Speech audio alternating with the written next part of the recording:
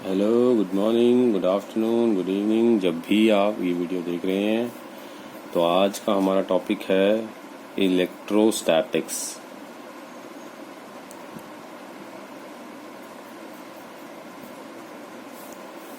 आज की हमारी हेडिंग है electrostatics. Electrostatics is the first unit, class 12th physics syllabus. Electrostatics जो है आज हम स्टार्ट करने जा रहे हैं। इलेक्ट्रोस्टैट्स में सबसे पहले हम पढ़ने जा रहे हैं that is electric charges. What are electric charges? सबसे पहला इंपॉर्टेंट टॉपिक इलेक्ट्रिक चार्जेस क्या होते हैं। उसके बाद सेकंड इसमें टॉपिक आ जाएगा कंजर्वेशन ऑफ चार्जेस। नेक्स्ट आ जाएगा quantization of charges. Quantization of charges क्या होता है। उससे बाद आ जाएगा नेक्स्ट हमारे पास कूलॉम्स लॉ। कूलॉम्स एक साइंटिस्ट का नाम है जिसने इलेक्ट्रोस्टैट्स के अंदर एक लॉ दिया था। उस लॉ का नाम है कूलॉम्स लॉ। वो लॉ क्या है, वो कैसे काम करता है, इसके बारे में हम इस चैप्टर के अंदर पढ़ेंगे।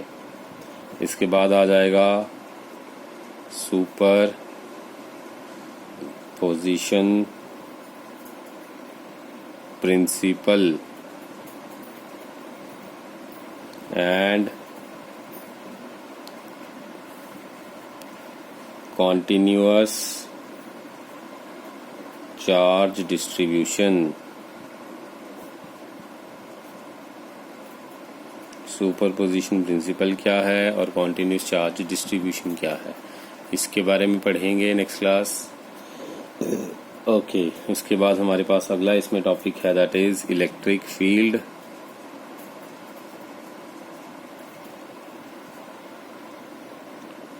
क्या होता है। उसके बाद हम पढ़ेंगे electric field due to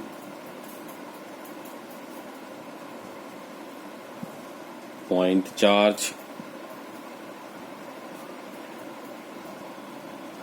and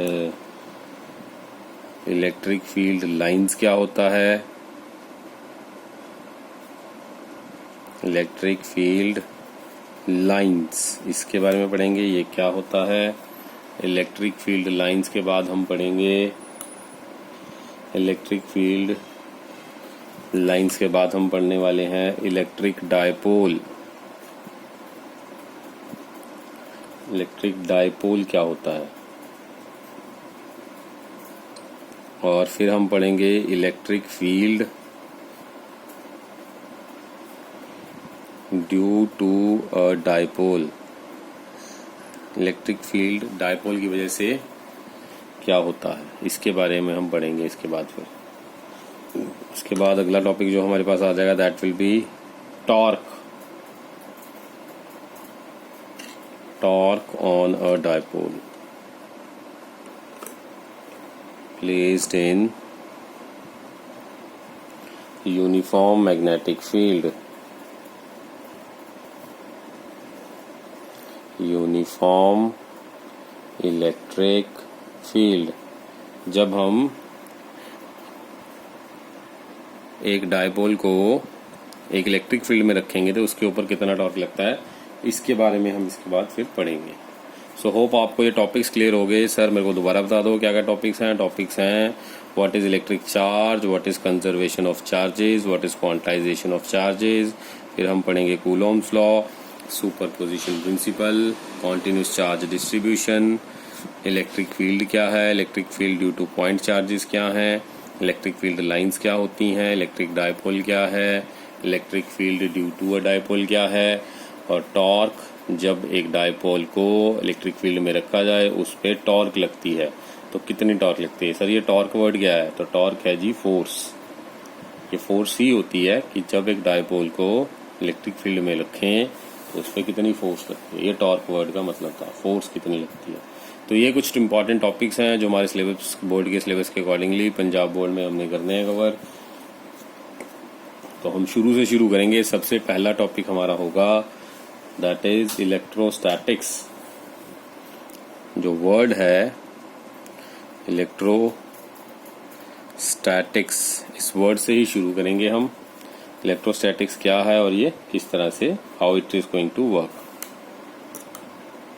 so electrostatics की अगर हम बात करें, this is electric charges and field, इसके बारे में इसमें हम पढ़ने वाले हैं। इलेक्ट्रिक चार्जेस क्या होते हैं, इलेक्ट्रिक फील्ड क्या होता है। तो सबसे पहले हम सीखेंगे इलेक्ट्रोस्टैटिक वर्ड का मतलब। ठीक है, इलेक्ट्रो वर्ड का मतलब होता है चार्ज और स्टैटिक वर्ड का मतलब होता है रेस्ट। जब कोई चार्ज रेस्ट पे हो, इसको हम बोलते हैं electrostatic. In physics we call it electrostatic. Hope आपको ये क्लियर हो गया। हाँ सर क्लियर हो गया। इलेक्ट्रोस्टैटिक वर्ड आपने बताया, जब कोई चार्ज रेस्ट पे होता है इसको मैं बोलता हूँ इलेक्ट्रोस्टैटिक। आगे आ गया इलेक्ट्रिकल चार्जेस। इसमें सर इतना ही है, हाँ भाई इसमें बस इतना ही है, चार्ज एट रेस्ट इलेक्ट्रोस्टैट की कैटेगरी में होता है। इसके बाद अगला वर्ड जो था सर ने आपको बताया इलेक्ट्रिकल चार्जेस वर्ड क्या है। इलेक्ट्रिक चार्जेस, हम इम्पॉर्टेंट डेफिनेशंस पे काम कर रहे हैं, अभी इम्पॉर्टेंट डेफिनेशन सीख रहे हैं कि क्या क्या डेफिनेशंस जो हैं इलेक्ट्रोस्टैट्स में हमें आ सकती हैं।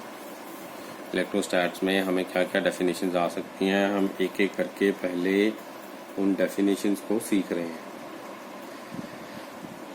ओके, तो अभी हमने सीखा इलेक्ट्रिक चार्जेस क्या है। तो इलेक्ट्रिक चार्जेस की अगर मैं बात करूंगा, इलेक्ट्रिक चार्जेस क्या है, it is the property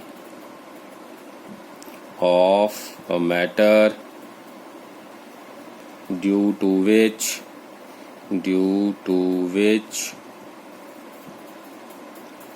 it produces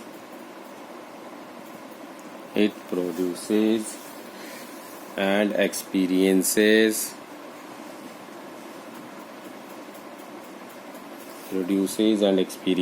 electrical and magnetic effects। तो एक ऐसी प्रॉपर्टी मैटर की जिसकी वजह से, ड्यू टू विच, ये जो है प्रोड्यूस करता है या फिर हम बोल सकते हैं एक्सपीरियंस करता है इलेक्ट्रिकल और मैग्नेटिकल इफेक्ट्स। इलेक्ट्रिक और मैग्नेटिक इफेक्ट्स जो प्रोड्यूस या एक्सपीरियंस करती है कोई भी मैटर, वो मैटर इलेक्ट्रिक चार्जेस की कैटेगरी में आएगा। तो होप आपको क्लियर हो गया। हाँ सर इतना सिंपल सा ही है ये कि अगर कोई मैटर इलेक्ट्रिकल चीज़ को इफेक्ट को एक्सपीरियंस कर सकता है या कोई मैटर मैग्नेटिक इफेक्ट को एक्सपीरियंस कर सकता है, तो वो मैटर को फिजिक्स में नाम दे दिया इन्होंने इलेक्ट्रिक चार्ज। ठीक है सर, ये चीज़ हो गई क्लियर। ओके, इसके बाद हम बात करेंगे द एक्सेस और deficiency of electrons in a body gives the concept of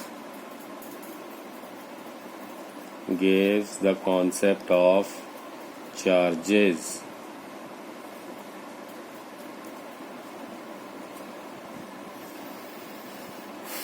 तो हमारे पास हमने ये याद रखना है कि जो भी एक्सेस या डेफिशिएंसी होती है इलेक्ट्रॉन्स की किसी बॉडी के अंदर, ये हमें जो है फिजिक्स में चार्जेस का कॉन्सेप्ट सिखाता है। कहीं पे इलेक्ट्रॉन ज़्यादा, कहीं पे इलेक्ट्रॉन कम। अगर इलेक्ट्रॉन ज़्यादा तो एक्सेस ऑफ इलेक्ट्रॉन, अगर इलेक्ट्रॉन कम तो डेफिशिएंसी ऑफ इलेक्ट्रॉन्स। तो एक्सेस ऑफ इलेक्ट्रॉन या फिर डेफिशिएंसी ऑफ इलेक्ट्रॉन किसी भी बॉडी के अंदर, ये हमें क्या बताती है, ये हमें बताती है concept of charges. Right, good. तो कॉन्सेप्ट ऑफ चार्जेस हमें क्लियर हो गया। इसमें अगला पॉइंट है the charges is intrinsic property. Charges जो है ये एक इंट्रिंसिक प्रॉपर्टी है। इंट्रिंसिक प्रॉपर्टी का मतलब चार्ज के अंदर जो भी है उसके अंदर की प्रॉपर्टी है। ये जो भी चीज़ें, जो भी इफेक्ट हैं चार्ज के अंदर, जो सब्सटेंस प्रेजेंट है उसकी वजह से ये सब प्रॉपर्टीज वो एक्सपीरियंस कर रहा है। तो चार्ज के अंदर सर आपने ये बताया कि चार्ज के अंदर जो कुछ भी है उसकी वजह से ये जो कुछ भी एक्सपीरियंस कर रहा है वो इसकी इंट्रिंसिक प्रॉपर्टी है। हाँ जी मैम, सर बिल्कुल यही है कि चार्ज के अंदर की प्रॉपर्टी है। तो अब आप ये बता दीजिए कि टाइप्स ऑफ चार्जेस कितने होते हैं। तो अब अगला चीज आ जाएगी heading types of charges. Types of charges मतलब it is of two types. ये दो तरह का होता है। पहला पॉजिटिव चार्ज। पॉजिटिव चार्ज कैसे बनता है सर, मैंने पीछे अभी बताया कि it is deficiency of electron. It is deficiency of electrons as compared to protons. Protons के कंपैरिजन में अगर इलेक्ट्रॉन्स कम है, डेफिशिएंसी है इलेक्ट्रॉन्स की, तो इसको हम बोलेंगे ये है पॉजिटिव चार्ज। तो होप आपको ये चीज़ क्लियर हो गया। ठीक है, सेकंड नंबर पे है नेगेटिव चार्जेस। ये क्या है? तो नेगेटिव चार्ज की अगर मैं बात करूं, it is excess of electron as compared to protons. So it is excess of electrons as compared to protons। तो सर बहुत इजी है। पॉजिटिव चार्ज आपने ये बताया, जहाँ पर इलेक्ट्रॉन्स कम है प्रोटॉन्स ज़्यादा हैं उसको हम बोलेंगे ये है पॉजिटिव चार्ज। जहाँ पर इलेक्ट्रॉन्स ज़्यादा हैं प्रोटॉन्स कम हैं उसको बोलेंगे नेगेटिव चार्ज। तो होप ये आपको दिख भी रहा होगा। ये थोड़ा सा कैमरा सेट कर लें, ये सही है। तब आपको दिख गया कि इट इज़ दो तरह का होता है पॉजिटिव चार्ज, जहाँ पे डेफिशिएंसी होती है इलेक्ट्रॉन्स की एज कंपेयर टू प्रोटॉन्स, और नेगेटिव चार्ज का जहाँ पे एक्सेस ऑफ इलेक्ट्रॉन्स होते हैं एज कंपेयर टू प्रोटॉन्स, उसको हम बोलते हैं नेगेटिव चार्ज। तो आपका ये टॉपिक यहाँ तक क्लियर हो गया। Yes sir. आगे moving to the next one, अगर आपसे पूछे कि what is the SI unit of charge, तो अब हम अगला हेडिंग बनाएंगे that is SI unit of charge. SI unit of charge. Charge का SI यूनिट क्या होता है? ऐसा यूनिट ऑफ चार्ज की अगर मैं बात करूं, इसका यूनिट होता है सर एम्पियर सेकेंड, या फिर इसको हम बोलते हैं कूलॉम से रिप्रेजेंट करते हैं, that is C। C is what? Coulomb's.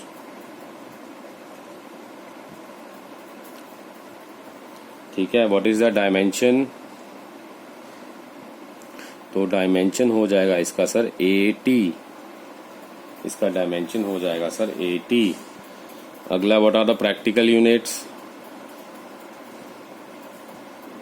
Practical units of charges. तो प्रैक्टिकल यूनिट्स ऑफ चार्जेस हो जाएंगे सर एम्पियर और दैट इज 3600 कूलम। इसकी वैल्यू हमें याद रखनी होगी, या फिर इसकी वैल्यू होती है 1 Faraday and that is equals to 96500 coulombs। तो हमारे पास प्रैक्टिकल यूनिट्स जो हैं चार्जेस के वो हैं ये एम्पियर और दैट इज 3600 coulombs, या फिर 1 फैराडे और उसकी वैल्यू है 96500 coulombs। तो these are the practical units of charges. तो सिंपल है सर, ऐसा यूनिट की बात करें तो कूलॉम, अगर आपको प्रैक्टिकल यूनिट्स की बात करें तो 1 एम्पियर आर होता है 3600 कूलॉम्स और 1 फैराडे होता है 96500 कूलॉम्स। ये इसकी वैल्यू होती है फैराडेज में। तो ये सर वैल्यूज याद करनी पड़ेंगी। ये याद करने की ज़रूरत नहीं है, ये सिर्फ आपको इन्फॉर्मेशन के लिए बताई जा रही हैं। क्वेश्चन जब आएगा उसके अंदर ये वैल्यूज मोस्टली दे रखी होती हैं। जिसको आप यूज करके कैलकुलेट कर सकते हो numerical. Okay, coming to the next one. इससे अगला कॉन्सेप्ट अब हम सीखेंगे। Next concept is that the scientist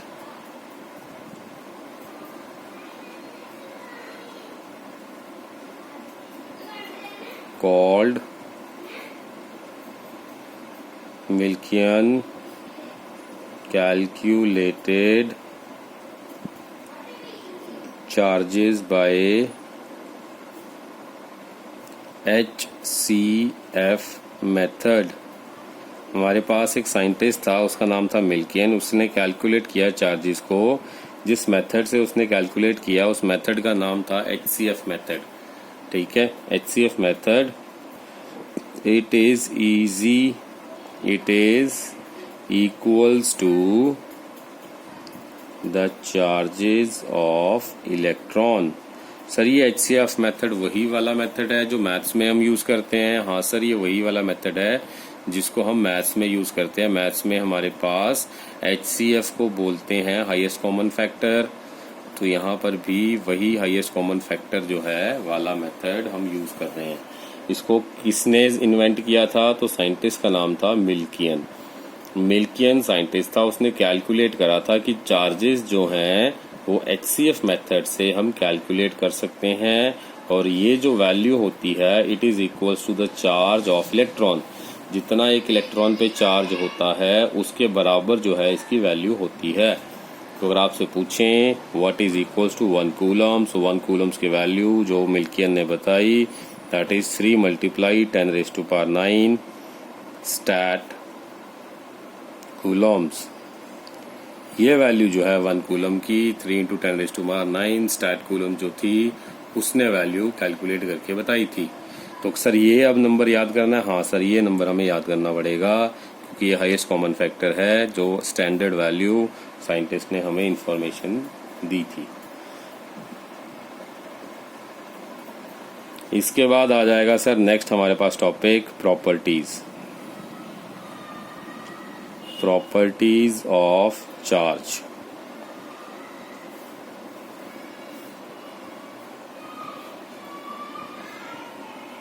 sir properties of charge के बारे में क्या है? चार्ज क्या है बेसिकली उसकी प्रॉपर्टीज बताई जाएंगी अब आपको। तो charge is a scalar quantity because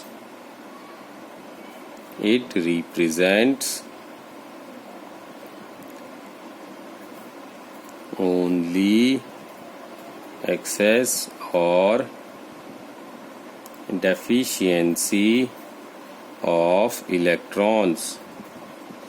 charge जो है एक स्केलर क्वांटिटी है। ये स्केलर क्वांटिटी है इसलिए क्योंकि ये रिप्रेजेंट करता है एक्सेस ऑफ इलेक्ट्रॉन्स या फिर डेफिशिएंसी ऑफ इलेक्ट्रॉन्स को।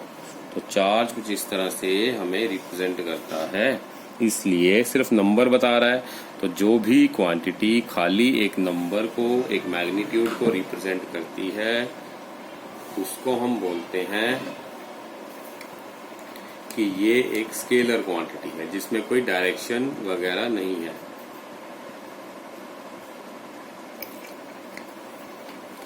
ओके, इसके बाद हम देखेंगे इसमें अगली प्रॉपर्टी। फर्स्ट प्रॉपर्टी सर ने बता दी, सेकंड प्रॉपर्टी बता रहे हैं charge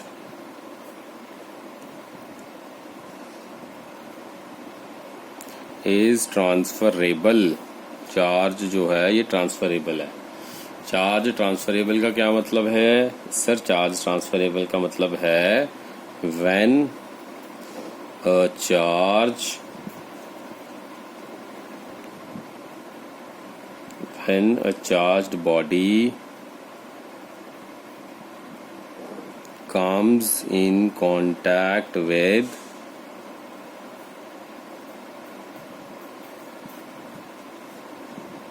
uncharged body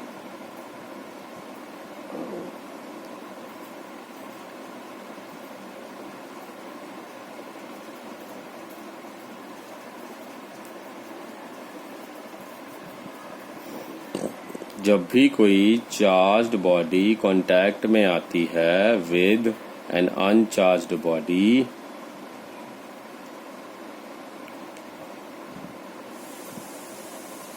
then charges gets transferred to it। तो ऑब्वियस सी बात है, एक चार्ज बॉडी जब भी एक अनचार्ज बॉडी के साथ कांटेक्ट में आएगी तो चार्जेस जो हैं वो ट्रांसफर हो जाएंगे। कहाँ से कहाँ ट्रांसफर हो जाएंगे सर, ये तो बताओ सर। ये ट्रांसफर हो जाएंगे from the charged body to the uncharged body. Charges जो हैं ट्रांसफर हो जाएंगे। राइट सर, ठीक है, ओके। तो अब जो है इसके बाद नेक्स्ट पॉइंट है इसका, charges is always associated with mass. Associated with mass, charge जो है हमेशा मास के साथ जुड़ा हुआ होता है। सर इसको एक्सप्लेन करो। ठीक है सर, इसको एक्सप्लेन कर देते हैं। तो इसका ये है कि charge can not exist without mass, but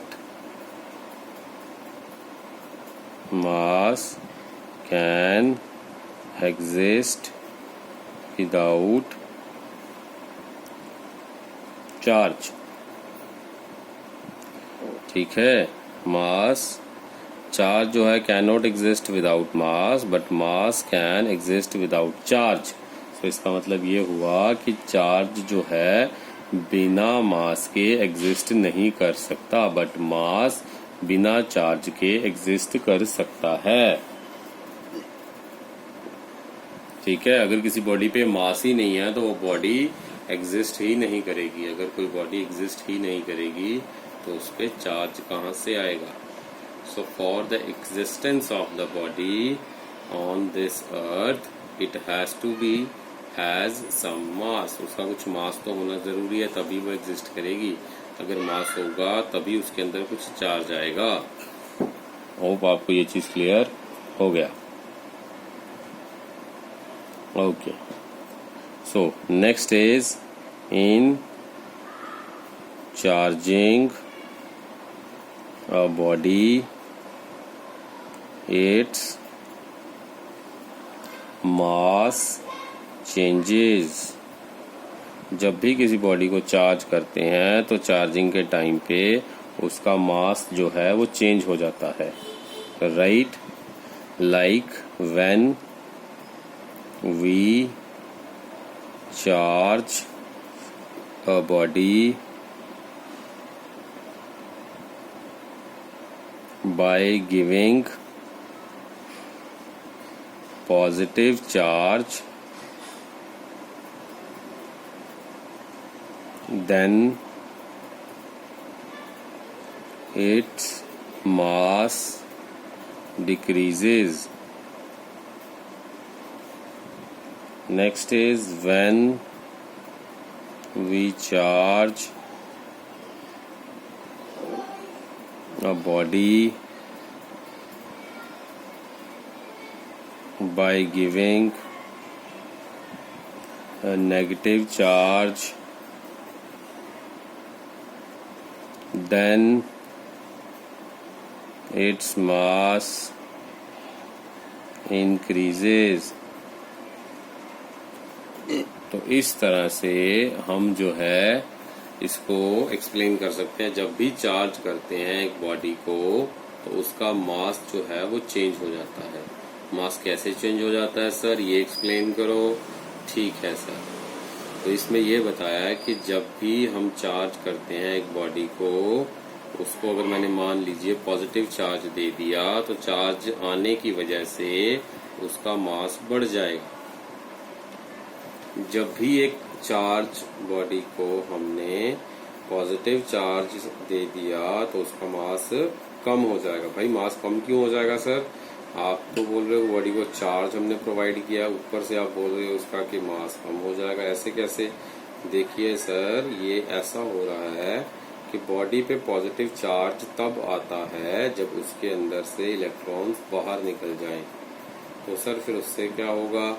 देखो सर, अगर हमने किसी बॉडी के अंदर से इलेक्ट्रॉन बाहर निकाल दिए तो इलेक्ट्रॉन का कुछ मास था।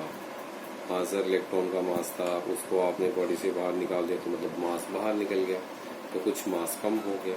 तो इसलिए बोलते हैं कि जब भी किसी बॉडी के अंदर से इलेक्ट्रॉन चला गया तो नेगेटिव चार्ज होता है इलेक्ट्रॉन पे, तो इलेक्ट्रॉन का नेगेटिव चार्ज चला गया। तो अगर नेगेटिव चार्ज चला गया इसका मतलब उसका मास कम हो गया। नेगेटिव चार्ज जाने से बॉडी पे पॉजिटिव चार्ज आ जाता है, that's why we call it a positively charged body. तो इसलिए सर ने लिखा कि जब भी चार्ज करते हैं बॉडी को, पॉजिटिव चार्ज देना मतलब नेगेटिव इलेक्ट्रॉन को निकालना, तो नेगेटिव इलेक्ट्रॉन निकला मतलब मास कम हुआ। सिमिलरली अगर मैं इसका उल्टा बोलूं, अगर किसी बॉडी के अंदर चार्ज आ गया, चार्ज आने का मतलब जब भी हमने चार्ज दे दिया एक बॉडी को तो उसके अंदर नेगेटिव इलेक्ट्रॉन्स दे दिए। तो नेगेटिव इलेक्ट्रॉन्स देने का मतलब उसके अंदर नंबर ऑफ इलेक्ट्रॉन्स अब बढ़ गए, पहले जितने उसके अंदर इलेक्ट्रॉन्स थे उसके से ज्यादा इलेक्ट्रॉन्स आ गए। तो इलेक्ट्रॉन अपने साथ अपना एक मास लेके आएगा, तो अगर इलेक्ट्रॉन अपना मास लेके आएगा तो मतलब ओवरऑल मास जो है वो बढ़ गया। इसलिए बोलते हैं कि जब भी हम चार्ज करते हैं बॉडी को तो उसका मास चेंज होता है। जब पॉजिटिव चार्ज तो mass decrease, with negative charge mass increase. Hope आपको ये चीज क्लियर हो गया सर। गुड, तो आपको ये चीज क्लियर हो गया। आगे चलेंगे, अगला हमारा हेडिंग है moving to the next page.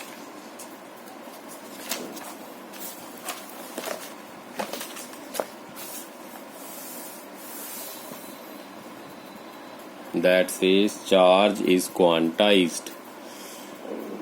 That says charge is quantized. Charge quantized है। क्वांटाइज सर वर्ड का पहले मतलब समझा दीजिए। क्वांटाइजेशन ऑफ चार्ज मतलब किसी भी चीज का अवेलेबल होना फिक्स्ड अमाउंट के अंदर, इसको हम बोलते हैं क्वांटाइजेशन। तो पहले ये वर्ड सीखते हैं, क्वांटाइजेशन क्या होता है। तो quantization of electric charge means charges are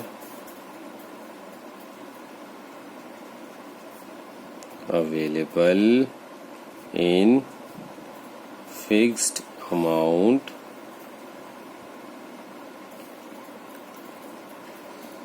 charge का एक फिक्स्ड अमाउंट में प्रेजेंट होना, इसको बोलते हैं quantization of charge.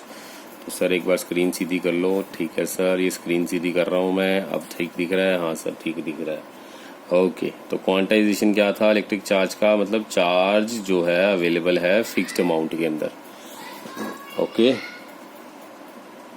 Okay, next क्या है हमारे पास? क्वांटाइजेशन क्या प्रॉपर्टी है, अब उसके बारे में समझेंगे। तो ये समझेंगे, quantization is a property bye the virtue of which all the free charges are multiple of basic unit of charge।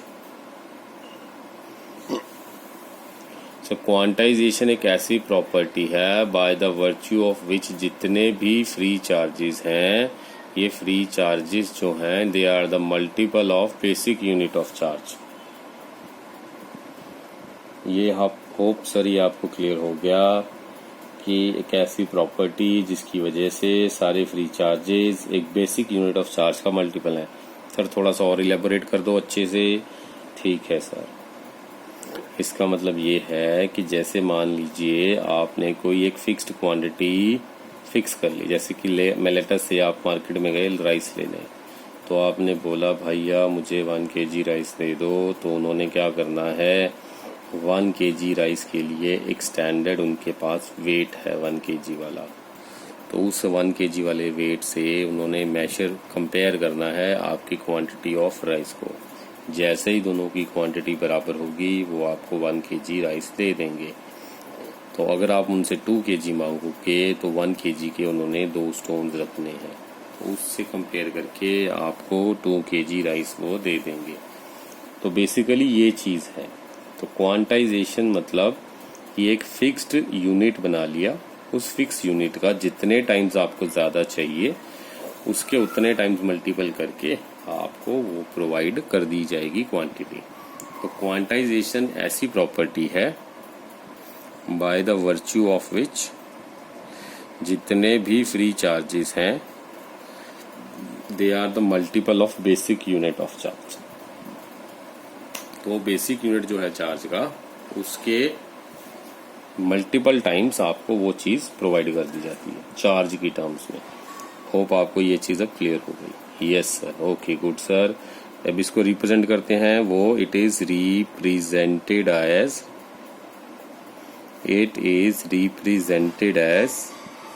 ई। इसको ई से रिप्रेजेंट करते हैं। अब हमारे पास जो चार्ज Q है of a body is always given by Q is equals to N times E, where N is equals to a positive number or a negative number। Q जो है मेरे पास एक पॉजिटिव नंबर होगा या फिर एक negative number होगा। तो Q is equals to N times E। ये हमारे पास जो है इसका फॉर्मूला बना दिया। तो N क्या सर आपने बताया, N कोई भी नंबर हो सकता है, प्लस में माइनस में। E क्या है सर, E तो आपको पिछले क्लासेस से पढ़ते ही आ रहे हो, E is the charge on electron. तो सर Q क्या निकला, Q चार्ज कितना आएगा टोटल। तो टोटल चार्ज वो होगा Q इक्वल्स जितने number of times multiplied by charge on electron. तो E क्या है सर यहाँ पे, E is the charge on electron. इसकी वैल्यू क्या है -1.6 मल्टीप्लाइड बाय 10⁻⁻19 कूलम्स। और हमारे पास चार्ज ऑन प्रोटॉन कितना होता है, चार्ज ऑन प्रोटॉन होता है सर +1.6 इंटू 10⁻⁻19 कूलम्स। ये होता है चार्ज ऑन प्रोटॉन। ये था चार्ज ऑन इलेक्ट्रॉन, अब हम पढ़ रहे हैं चार्ज ऑन प्रोटॉन। तो होप आपको ये भी क्लियर हो गया चार्ज ऑन इलेक्ट्रॉन कितना होता है। उसमें वैल्यू नेगेटिव होती है 1.6 इंटू 10⁻⁻19 कूलम्स। और चार्ज ऑन प्रोटॉन भी आपको क्लियर होगा, दैट इज +1.6 इंटू 10⁻⁻19 कूलम्स। तो ये चीज़ें आपको होप क्लियर हो गई। इसके बाद नेक्स्ट है हमारी प्रॉपर्टी चार्ज इज कंजर्व्ड। वो लिखेंगे अब, next property is charge is conserved. इसके बारे में एक्सप्लेन करो सर, ये क्या है चार्ज इज कंजर्व्ड। ठीक है सर, इसको मैं एक्सप्लेन कर देता हूँ। चार्ज इज कंजर्व्ड का मतलब क्या है, इसमें लिखेंगे इन एन isolated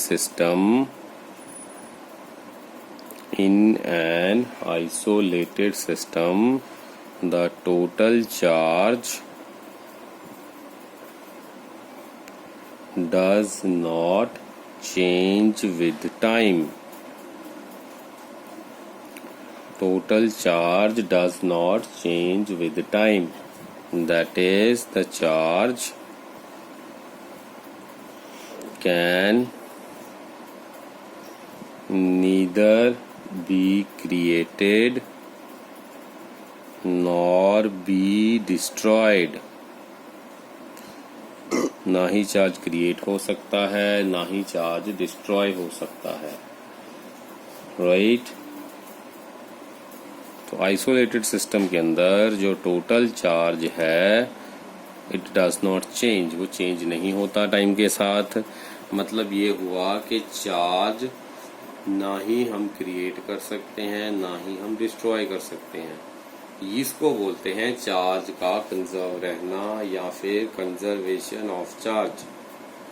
ठीक है सर, ये होप आपको क्लियर हो गया सर। हाँ, ये तो हमने जूनियर क्लासेस में ही पढ़ा हुआ है कि charges can neither be created और नॉट बी डिस्ट्रॉयड। चार्ज को हम बना नहीं सकते ना ही हम डिस्ट्रॉय कर सकते हैं, सिर्फ कन्वर्ट कर सकते हैं एक फॉर्म से दूसरी फॉर्म में। ठीक है sir. So conservation of charge, आगे इसमें एक इम्पॉर्टेंट पॉइंट लिख लेते हैं, that is conservation of charge rule holds good in all types of reaction, either atomic or nuclear reactions, या तो एटॉमिक हो या न्यूक्लियर रिएक्शंस हो, इन सब में हमने ये जो कंजर्वेशन ऑफ चार्जेस वाला रूल है ये लगाना है, right sir. Okay, rules all type of reactions either atomic और न्यूक्लियर रिएक्शन, राइट। मतलब जितने भी हम रिएक्शन पढ़ते हैं, केमिस्ट्री में भी आप पढ़ रहे हो रिएक्शंस, जो न्यूक्लियर रिएक्शंस पढ़ रहे हो या और भी तरह के आप रिएक्शंस पढ़ रहे हो, एंडोथर्मिक एक्सोथर्मिक, सब तरह के रिएक्शंस के अंदर ये कंजर्वेशन वाला रूल आराम से प्रॉपरली वर्क करता है। Okay sir, good. नेक्स्ट क्या है सर वो बताओ। अब नेक्स्ट है सर इसमें चार्ज इज इनवेरिएंट। ये भी एक प्रॉपर्टी है चार्ज की, charge is invariant of speed. Sir इसके बारे में अब बताओ, charge is invariant of speed क्या चीज बोलना चाह रहे हो आप। ठीक है सर, ये सुन लो अब। Charge is invariant of speed का मतलब है it means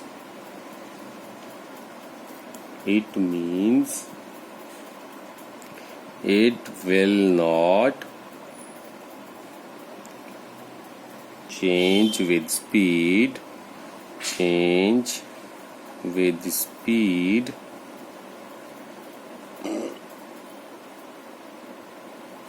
or we can say charge is independent of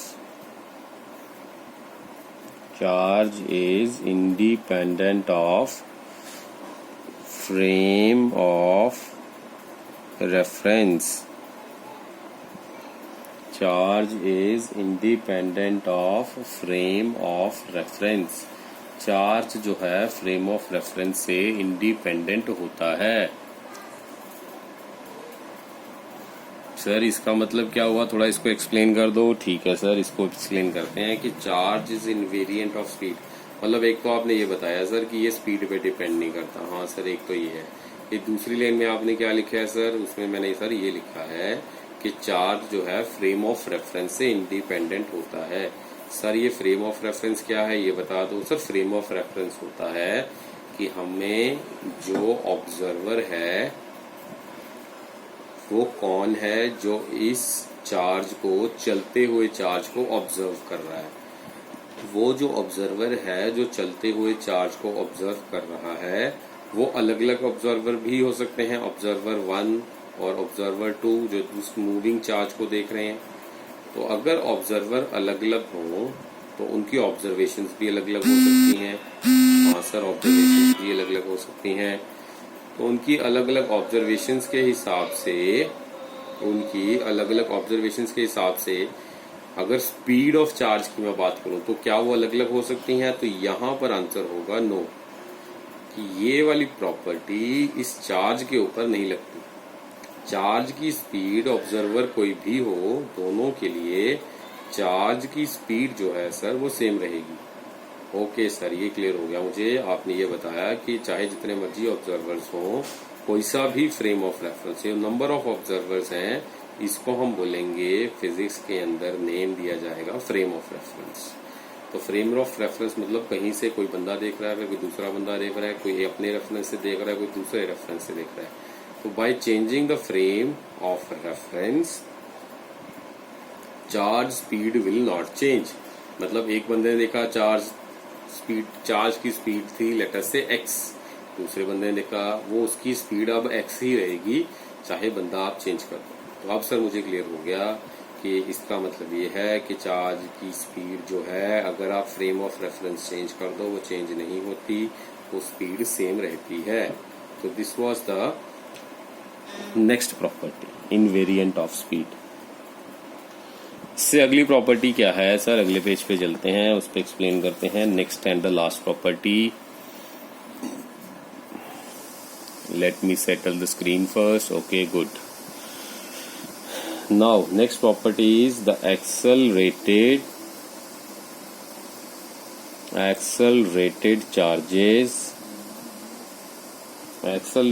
charges radiates energy। Accelerated charges जो है ये रेडिएट करते हैं एनर्जी। इसका मतलब क्या है सर? इसका मतलब ये है कि अगर चार्ज जो है ये रेस्ट पे है, दैट मीन्स वेलोसिटी 0 है। अगर ये प्रोड्यूस करेगा ओनली इलेक्ट्रिक फील्ड। सर आपने क्या बोला? मैंने ये बोला कि अगर चार्ज रेस्ट पे है तो वेलोसिटी 0 है, तब वो खड़ा हुआ चार्ज सिर्फ इलेक्ट्रिक फील्ड प्रोड्यूस कर सकता है। मतलब उसके सराउंडिंग में एक चार्ज इलेक्ट्रिक फील्ड प्रोड्यूस करेगा। ओके सर, मुझे समझ में आ गया। आपने ये बताया कि अगर चार्ज नहीं चल रहा तो वो इलेक्ट्रिक फील्ड प्रोड्यूस करेगा। हाँ सर, मैंने यही बोला है। अब अगली चीज मैं बता रहा हूँ कि अगर if a charge moves with constant speed or velocity, then it produces both electric and magnetic field। Sir आपने तो E भी लिख दिया, इसका मतलब यही है सर, E को मैं लिख रहा हूँ इलेक्ट्रिक फील्ड से एंड B को मैं लिख रहा हूँ सर मैग्नेटिक फील्ड से। So it produces both electric and magnetic field, but if it produces no radiations, लेकिन ये कोई भी रेडिएशंस प्रोड्यूस नहीं करेगा। ओके सर, आपने मुझे ये बताया कि अगर चार्ज मूव कर रहा है, किसी कुछ वेलोसिटी है उसकी, तो ये प्रोड्यूस करेगा इलेक्ट्रिक और मैग्नेटिक फील्ड दोनों। आपने बोला इलेक्ट्रिक फील्ड को E से लिखा, मैग्नेटिक फील्ड को आपने B से लिखा। हाँ सर, मैंने ऐसे लिखा। ठीक है। अब यहाँ पे सर मैंने वर्ड यूज करा है कि कांस्टेंट वेलोसिटी, यानी कि अगर लेटर से मैंने स्पीड फिक्स कर दी 40, तो वो 40 पे ही चलता जा रहा है, 40 पे ही चलता जा रहा है। थर्ड इसकी प्रॉपर्टी है कि if the charges moves with different velocities, then it produces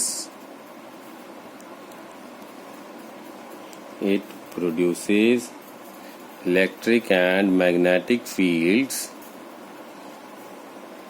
and it radiates energy। तो अब ये एनर्जी भी रेडिएट करेगा, तो अब ये जो है एनर्जी भी रेडिएट करेगा। तो इसका मतलब सर ये हुआ कि अगर चार्जेस अलग अलग वेलोसिटी से मूव कर रहे हैं तो उसकी वजह से, अब इसकी वेलोसिटी कांस्टेंट नहीं है अगर चार्जेस की, तो भी ये इलेक्ट्रिक और मैग्नेटिक फील्ड तो प्रोड्यूस करेगा ही करेगा। बट ये रेडिएट करेगा एनर्जी। रेडिएट करने का मतलब अलग अलग डायरेक्शंस में एनर्जी भी इम्पार्ट करेगा। उसके अलावा पहले रेडिएशंस नहीं थी, अब रेडिएशंस हैं।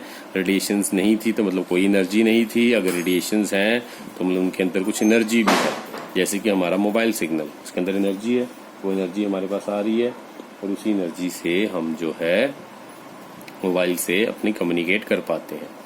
तो इस तरह से ये जो है एक्सेलरेट करने की वजह से 3 कंडीशंस बताई सर ने। रेस्ट पे तो only electric field constant speed के साथ अगर चार्ज मूव करेगा तो इलेक्ट्रिक एंड मैग्नेटिक फील्ड दोनों प्रोड्यूस करेगा, बट रेडिएशंस नहीं होंगी। अगर चार्जेस अलग अलग स्पीड से चलेंगे, अलग अलग वेलोसिटी से चलेंगे तो इलेक्ट्रिक मैग्नेटिक फील्ड दोनों देगा, प्लस एनर्जी भी देगा जो कि सारी डायरेक्शंस में रेडिएट होगी। ओके सर, मुझे ये क्लियर हो गया कि 3 कंडीशंस में 3 अलग अलग तरह से ये जो है चार्ज बिहेव करता है। हाँ सर, ये तीनों कंडीशंस में बिहेवियर अलग है। तो आज का टॉपिक सर हमारा यहाँ पे ख़त्म होता है। नेक्स्ट क्लास में मैं आपको नेक्स्ट टॉपिक पढ़ाऊंगा, मेथड्स ऑफ चार्जिंग। ठीक है sir, thank you, bye bye.